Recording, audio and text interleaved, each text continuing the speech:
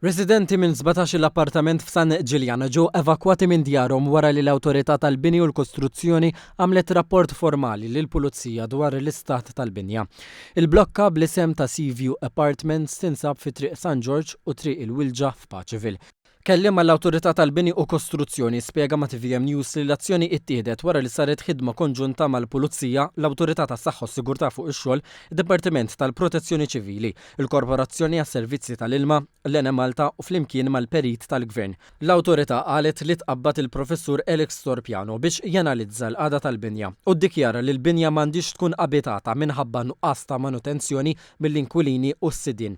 Din mhix l-ewwel darba li l-Professur Torpiano evalwa il-binja wara li f'Lulju tas-sena li għaddiet kienu tlaqgħu s-sidien tal-appartamenti u l-istabbilimenti biex jevalwaw il-binja.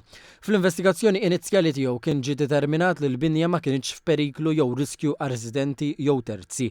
Madankollu ġew proposti xi xogħlijiet li kellhom isiru minnu fih mill-istess sidien. Minkejja dan, sa sena wara dawn ix-xogħlijiet baqgħu ma sarux u għalhekk il-binja baqgħet tiddetorja b'mod partikolari minħabba ħruġ ta' dranaġġ fix-xaftijiet tal-istess binja.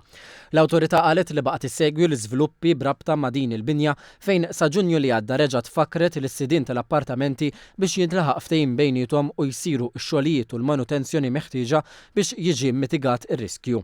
Xarejn wara dawn ix-xogħlijiet ma sarux u għalhekk issejħu l-awtoritajiet biex jintervjenu u jordnaw l-evakwazzjoni tal-abitanti. L-Awtorità sostniet li l-istess rapport tal-Professur Torpiano jgħid li l-ħsarat li żviluppaw ma huma bl-ebda mod relatati ma' xogħol ta' kostruzzjoni li qed isir biswit il-binja. B'reazzjoni il-Ministru għall-Ippjanar Jonathan Attard faħħar ħidmet l-awtoritajiet tal-azzjoni fi kliemu proattiva li ħadu u saħaq dwar l-importanza tal-helpline 138.